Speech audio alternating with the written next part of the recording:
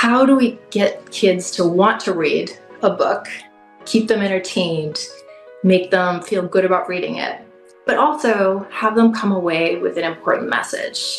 And so here, of course, the message is being kind to animals, thinking about animals and their own well-being. How do they feel in their bodies, but also in their minds and their hearts? What might they feel? And I think for a kid, that's so natural, right? Absolutely. Most children's books have animals as a protagonist, right? Yeah. And, if we want to look into so many classic, children's stories, I feel like sometimes maybe there is an unintentional animal rights message because, anyone who's spent any amount of time with an animal knows an animal feels. Welcome to the Better Life for Animals podcast, where we amplify the voices of animal advocates, sanctuaries, and changemakers working toward a kinder, more compassionate world. Through powerful stories and expert insights, we shine a light on the efforts to rescue, protect, and advocate for animals. Be sure to subscribe wherever you're watching or listening. Every follower helps us reach more people. And support animal sanctuaries. Enjoy the conversation.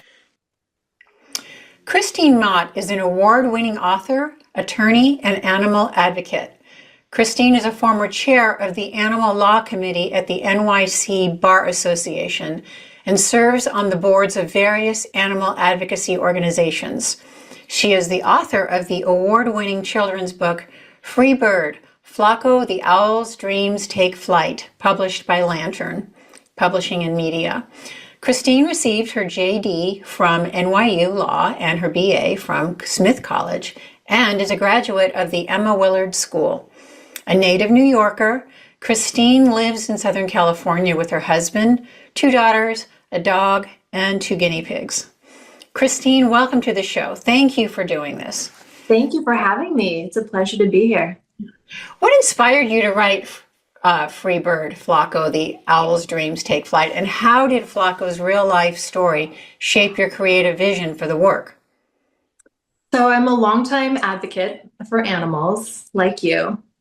And, I'm an animal law attorney. I've worked on animal law policy, trying to draft different legislation that's going to improve the lives of animals.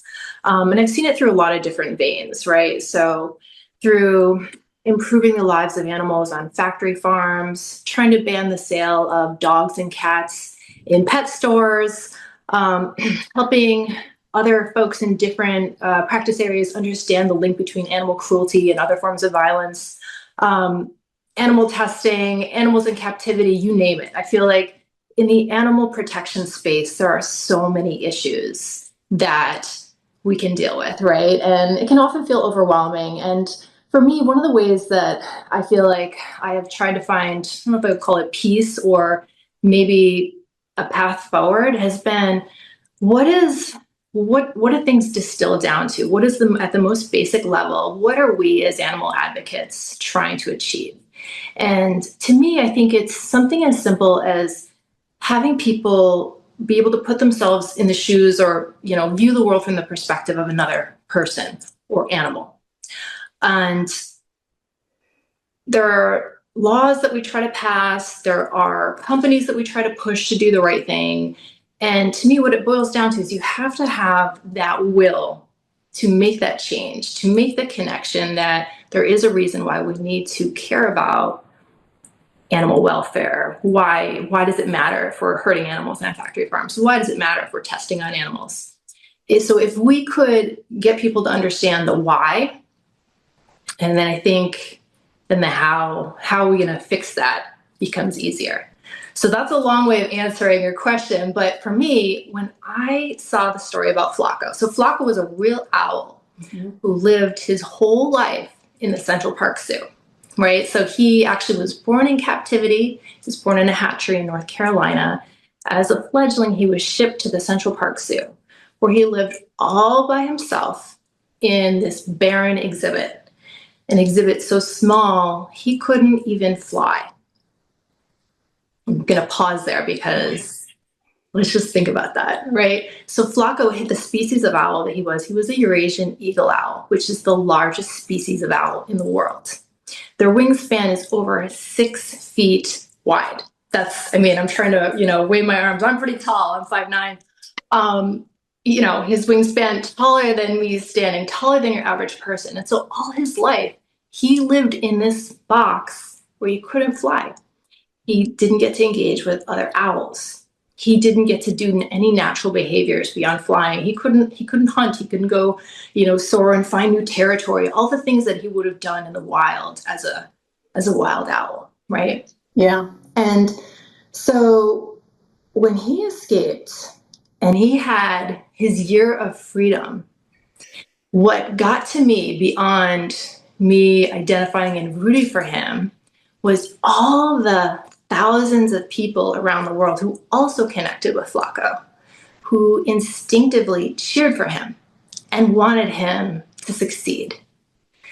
That is the reason I wrote the book, because for me, he was this spark, this thing that could get people to see outside of themselves and identify with an animal.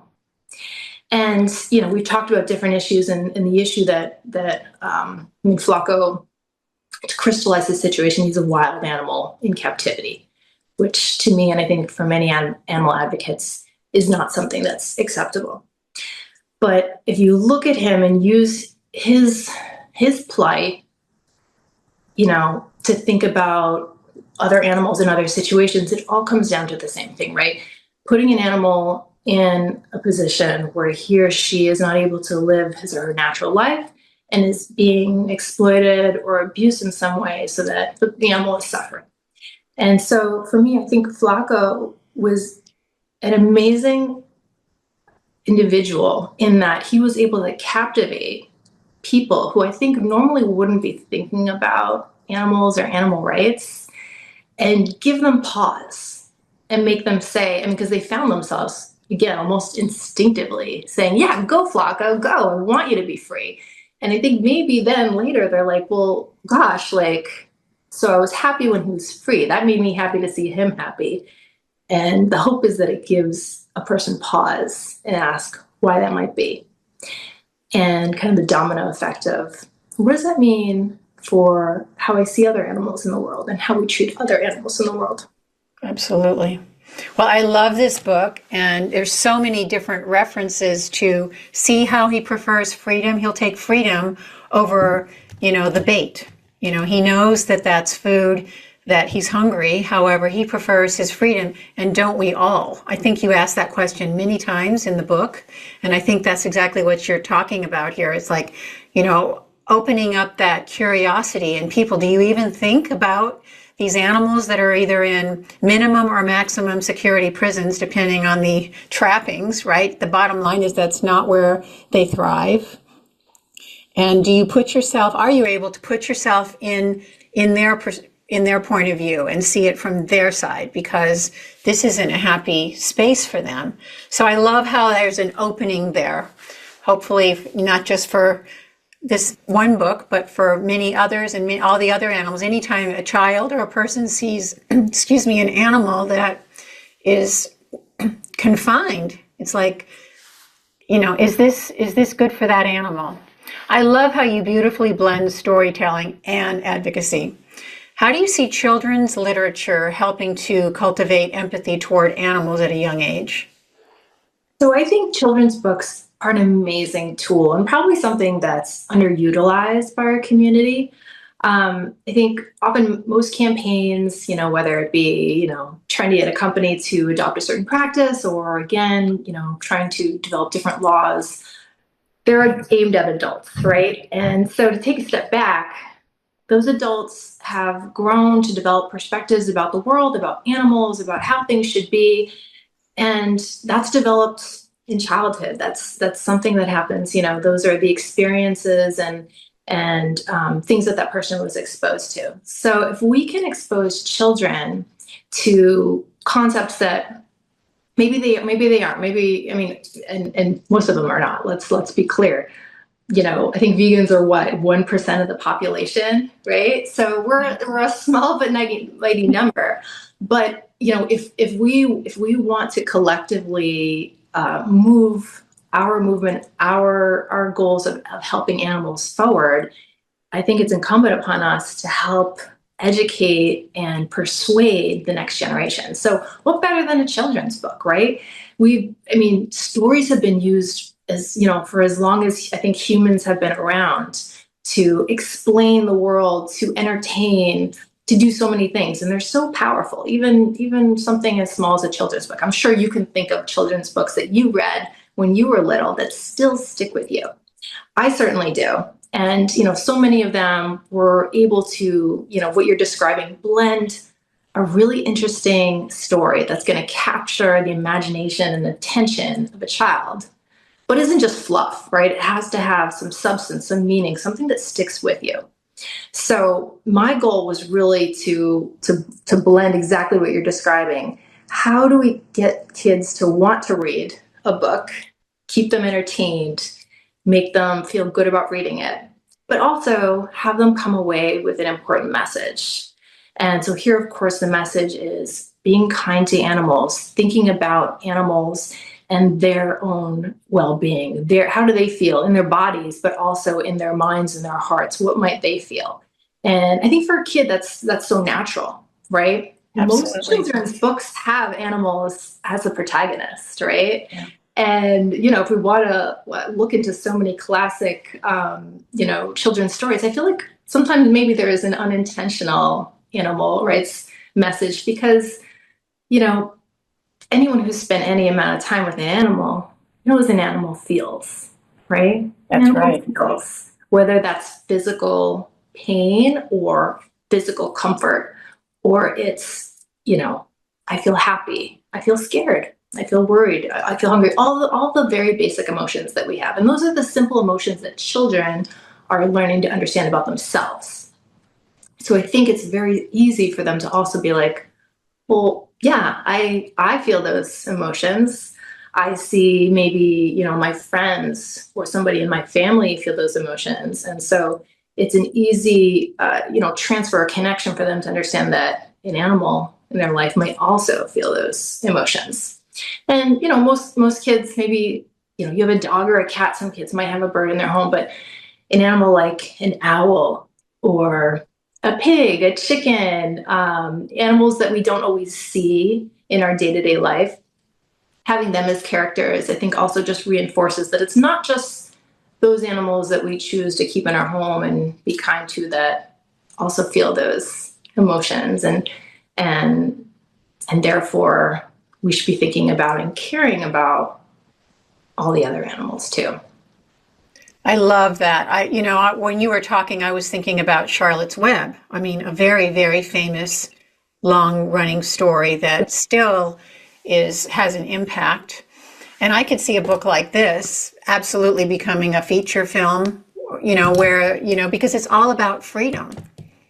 Exactly. Very much an emphasis which we all want. We want as humans, and animals want that as well. So I imagine I can see this in the future as a film.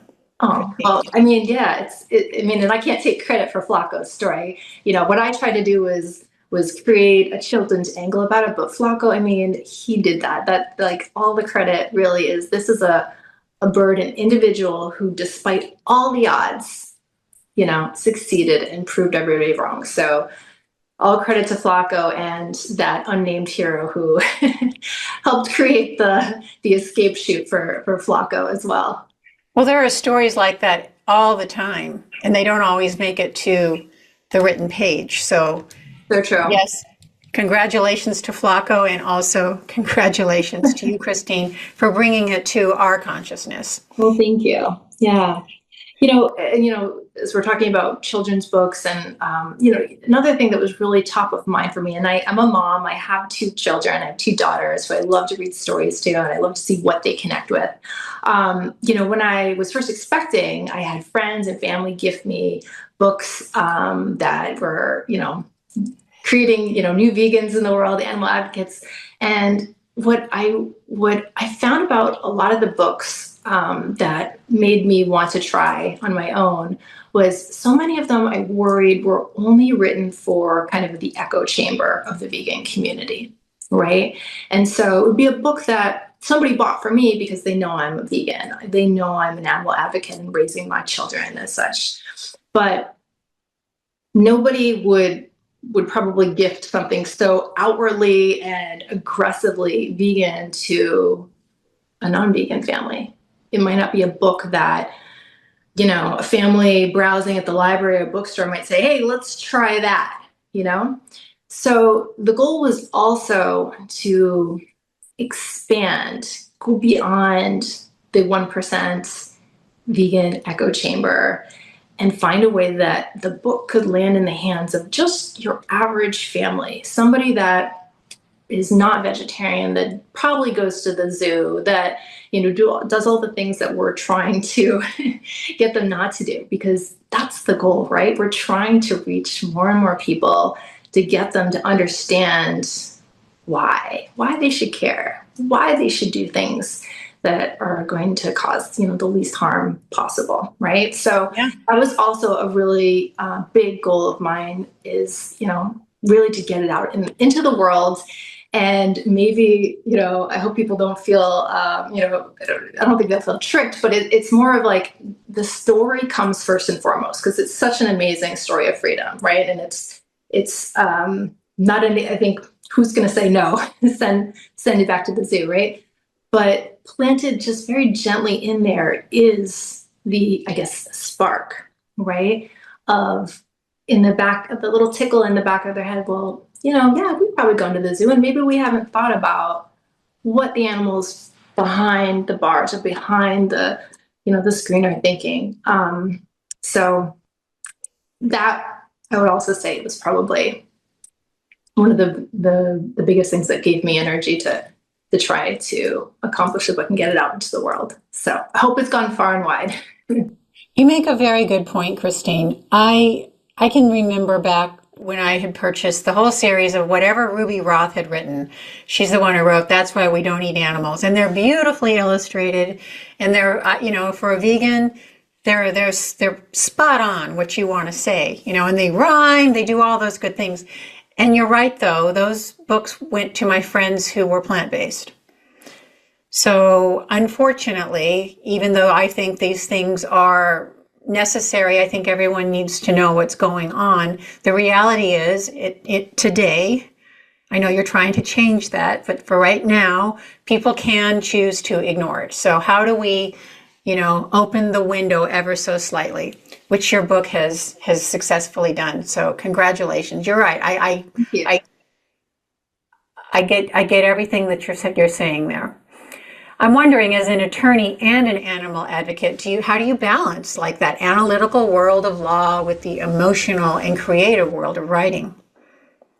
Well, I mean, I know a lot of people think lawyers are very one-dimensional, just the facts. But no, I mean, I feel like I've always had kind of a creative energy behind me, and it's been a fun way to channel that. I think being a mom and, reading books and being immersed in that, I was already, totally interested in that. And it was just a nice way for me to channel that creativity. But again, all towards the same goal, right? But it's a different way. And I think that, to me, that resonates a lot with the animal protection, animal rights community at large, right? There are so many ways that people as individuals can help, can do their part, right? And I think it honestly takes all kinds from, the person holding the sign at the protests, and that's been me, I've done that. The person who is, baking cupcakes to try to persuade their non-vegan friend that vegan food can be awesome and delicious. The person that's constantly online sharing information, sharing the gory details. It takes all kinds. They're all different paths that I think people can take. And I don't think anybody is one-dimensional. I think we all have many gifts within us, whether we've kind of labeled ourselves on one track or another. But I would say, it was something I tried. I had a great time doing. I hope it made a difference in the world. But I also think I'm going to keep trying to do things like that. I think we should all look at whatever gifts we have and try to use them and sometimes I think we can think of ourselves, oh, well, I'm not too good at that, or what do I know about this? you probably know more than you think and can be more persuasive than there's so many things that maybe we discount our own abilities. And for somebody else, even somebody that you meet in passing, maybe just because you are wearing something, you are eating something, you said something, but those are all little things that can have honestly big impacts in the world at large that maybe we don't even know. We find out years later, somebody will make a comment, oh, the time you did XYZ, it made me think this. So I don't know. I think it's incumbent upon us all to, again, use whatever strengths and gifts we have and, try something outside the box. And I'll say I had a lot of fun doing it. And hopefully there will be more books in the future. I can see that, especially when there's only 1% of us in this world that, we all need to look at everything that we have. What are all of our tools, like you said? Yeah. We're not just one thing. You're listening to Better Life for Animals podcast. Our mission is to amplify the voices of animal advocates, sanctuaries, and changemakers working toward a kinder, more compassionate world. But we can't do it alone. We need your help. First of all, go ahead and subscribe to this channel wherever you're watching or listening. And then get involved by visiting betterlifeforanimals.com. That's betterlifeforanimals.com. Be sure to check out our blog, learn more about incredible sanctuaries, and explore our book section, where 100% of net proceeds from book sales are donated to sanctuaries. Every action you take helps to make a difference. And remember, subscribe to this channel. And now, back to the show. If you're just joining us, we're speaking with Christine Mott, and this is Better Life for Animals. Christine, you led the Animal Law Committee of the NYC Bar Association.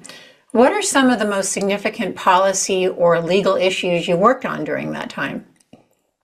So we worked on a wide range of issues. And to take a step back, if you're a lawyer, in most communities, there's probably something called your local bar association. And this is really just a group of lawyers that get together, and they usually have different sections. And so, there's a section on criminal law, family law, intellectual property law. And only really as of the last maybe 20 years has there been an animal law committee at most bar associations throughout the country. The New York City Bar Association was the very first bar association in the United States to have an animal law committee.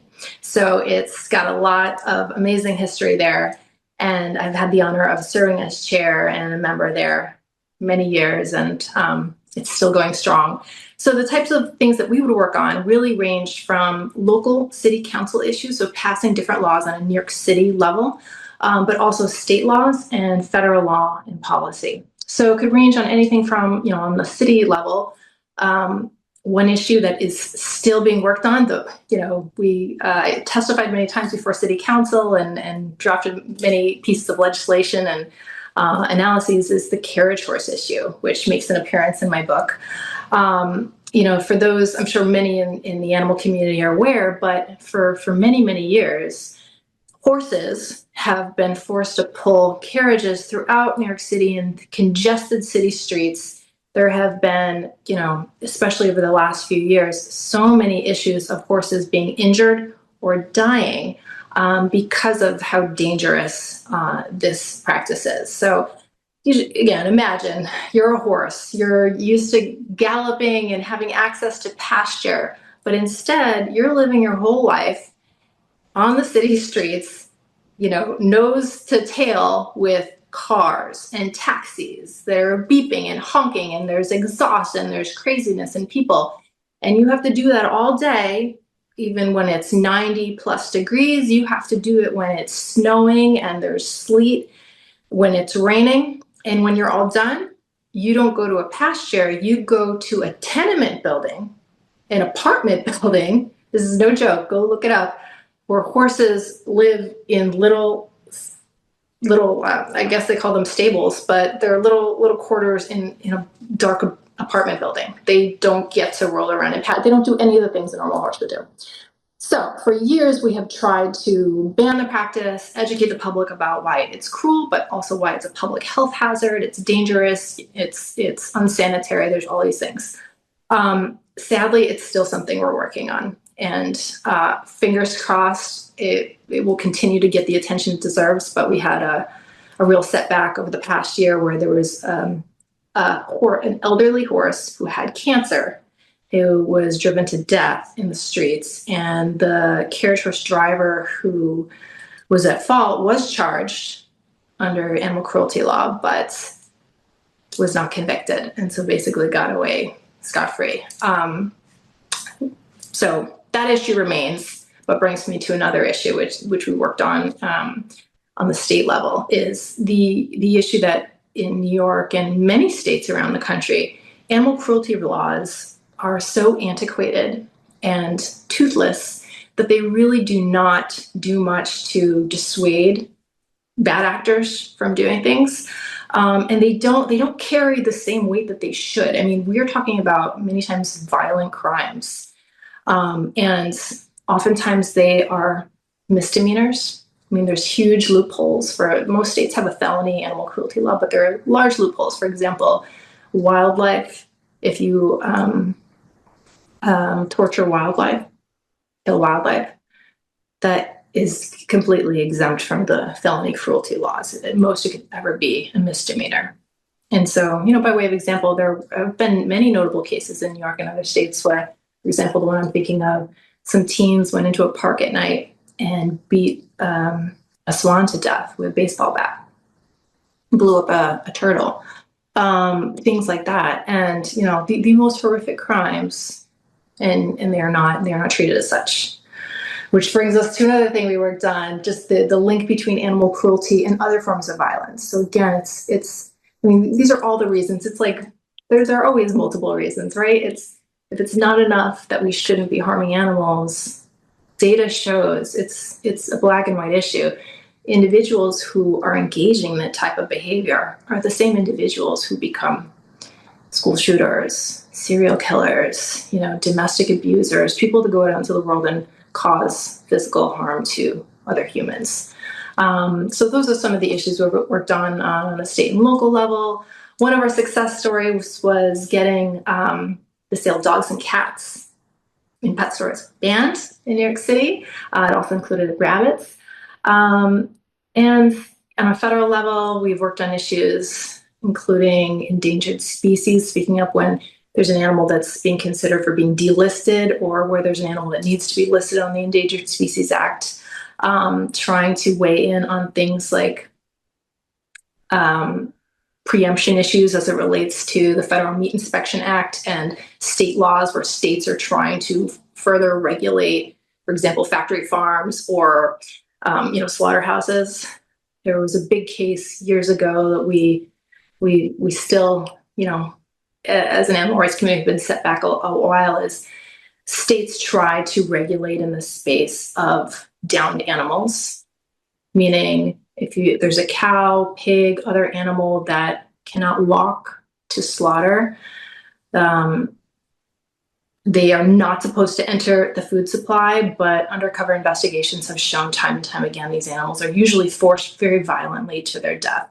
So without going into too much detail, there were states that were trying to regulate in that area, and unfortunately there's an area of federal law called preemption, which prevents states from basically creating laws that exist in the same space as federal law.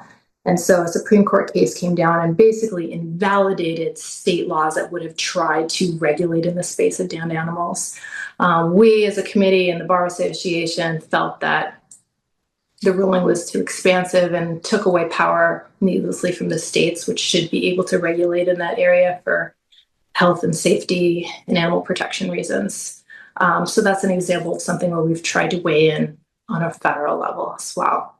So all is to say, when you think of animal law, there are folks that actually, are going to court that are dealing with in litigation, but this is an area of law that's really dealing more with policy and trying to establish laws that hopefully later get enacted and have the teeth to be well enforced.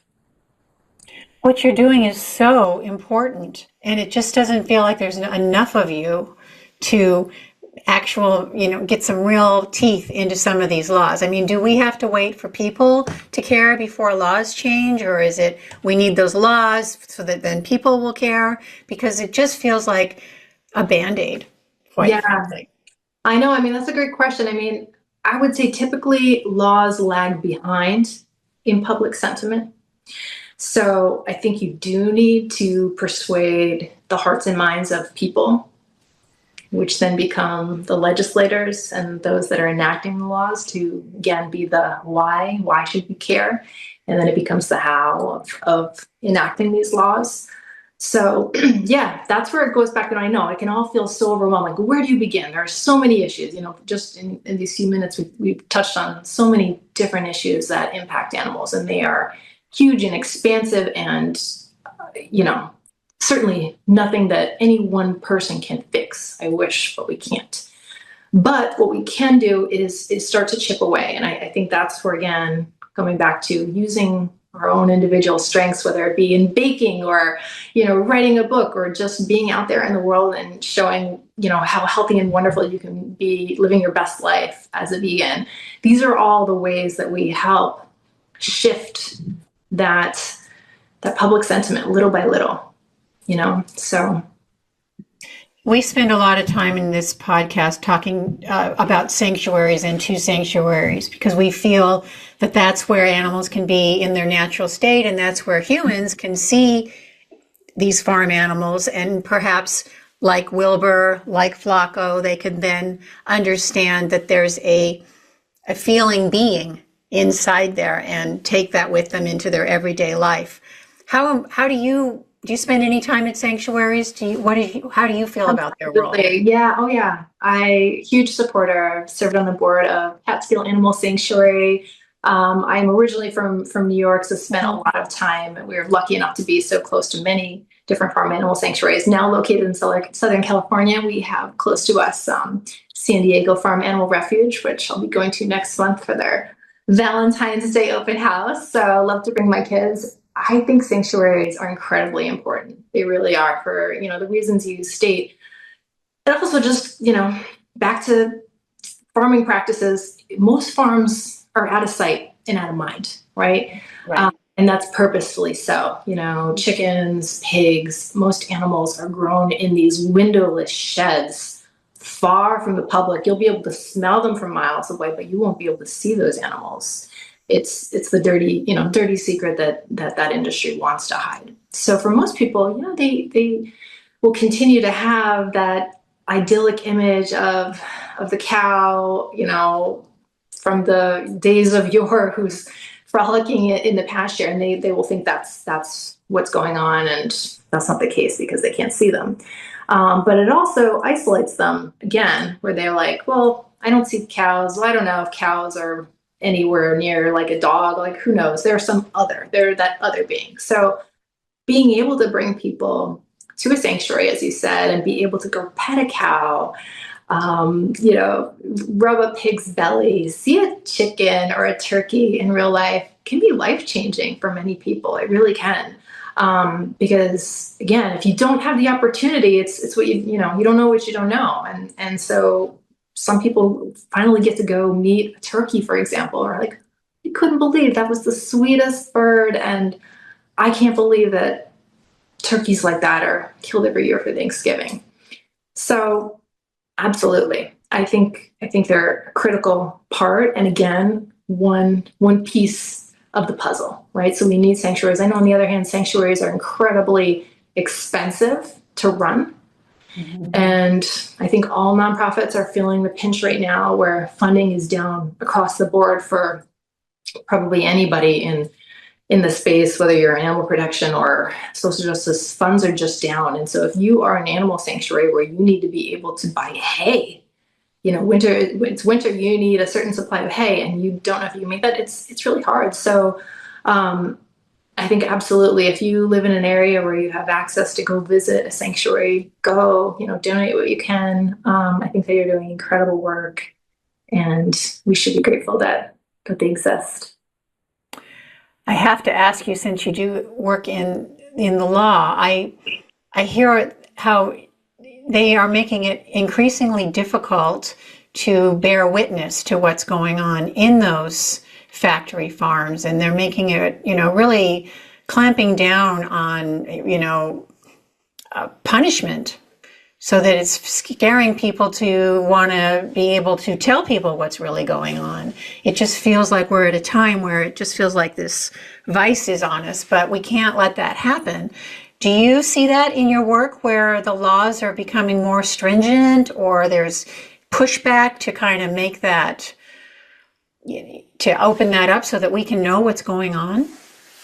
Well, unfortunately, the answer is yes. I think over the past, I'd say 10 or 15 years, there's been a real push by the industry, by the animal agriculture industry, to really, they've always been incredibly influential, in terms of setting policy, but all the more so. So, there are things like Ag-Gag laws, which I'm sure that, you and your listeners have heard of, and those who are not familiar, these are basically laws that different states, mostly it started in states like Iowa, big ag states, where they said any person who comes and photographs a factory farm or an animal, that's a crime. And thankfully, many of those have been challenged on First Amendment issues. They breach, free speech rights and things like that. And so some of them have been taken back a little bit, but some portions of those still stand. So, for example, if you are somebody that, and many animal organizations do that, they have people go get jobs at a slaughterhouse and try to, document or bear witness to what's going on. Because of laws like this, they have really increased the penalties, unreasonably so, right? So yes, if you go and trespass, that's an existing crime. We don't need to add on to that, some felony charges or huge penalties because it happens to happen at an animal, a factory farm or some other animal place where they're exploiting animals. But that is what has happened, because the industry has basically gotten the ear of a lot of legislators. And, in states where agriculture is a huge part of the economy, it makes sense, because those are the legislators that are getting donations, and then you can guess where the donations are coming from. So in a lot of ways, it's muddled together with American politics status quo, because we can find, parallels in other industries. But it continues to happen. I know there's been some cases that have gotten a lot of attention where people have engaged in open rescue, right? Where they've gone to farms and tried to openly go and find birds that, would have been considered downed animals, wouldn't be fit for slaughter, and so therefore would have an economic value of, let's say, 5 cents or something like that, probably less than that, because they would probably just be thrown away by a poultry farm.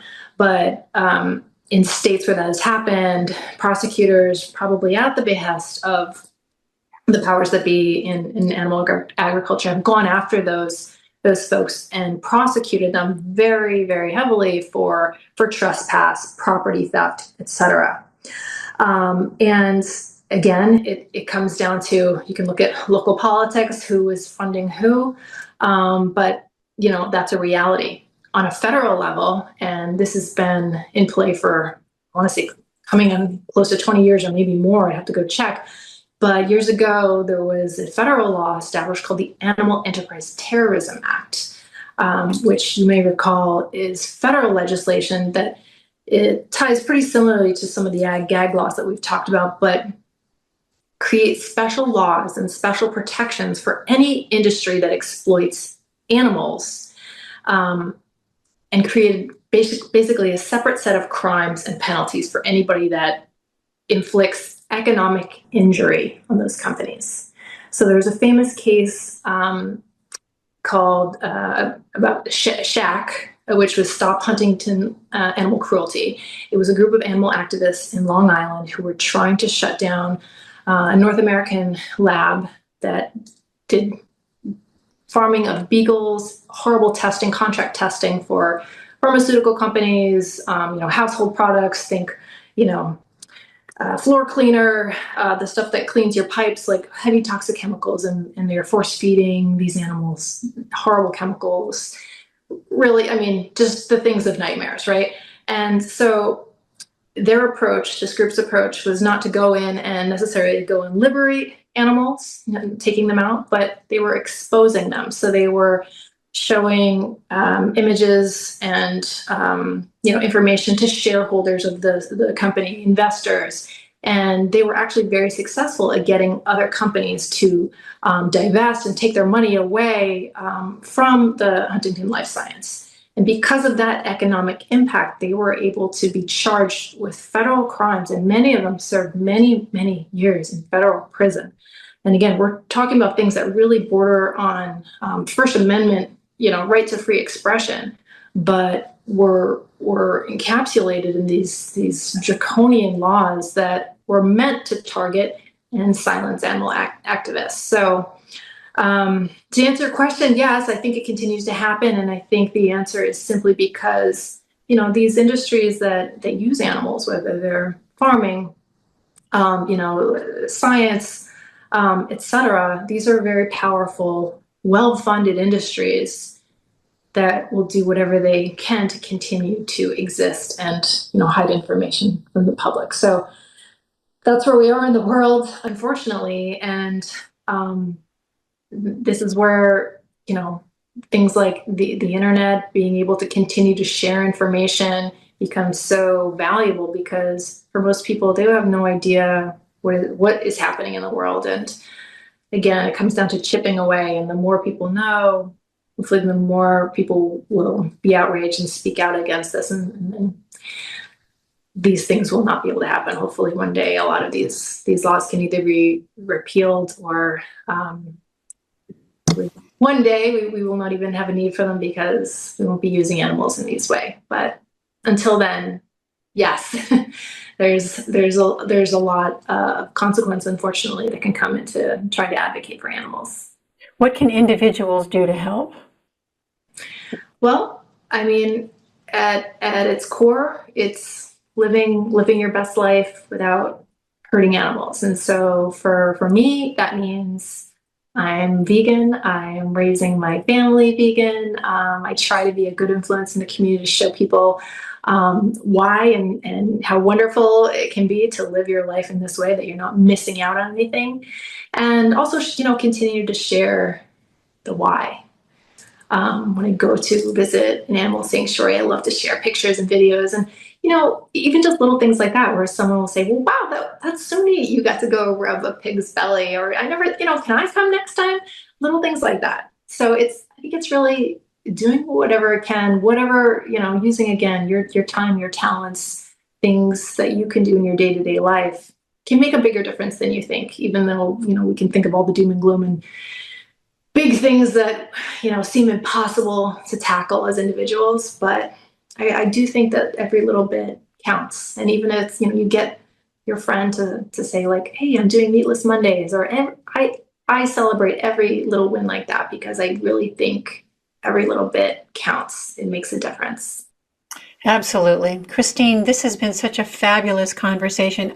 I appreciate and admire all the work that you're doing for the animals. I love your book. Why don't you let us all know how we can help, how we can all get a copy, and how we can support you in everything that you're doing.